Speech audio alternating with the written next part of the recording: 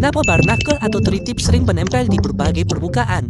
Sebenarnya, sesaat setelah menetas, larvanya melayang-layang bebas di air. Sekitar 1 minggu kemudian, naluri memaksa mereka mencari bidang keras yang terus diterpa arus. Lambung kapal, batu karang, bahkan tempurung penyu. Begitu menempel, cangkang kapur terbentuk dan barnacle mengeluarkan lem biologis super kuat yang nyaris mustahil dilepas tanpa alat.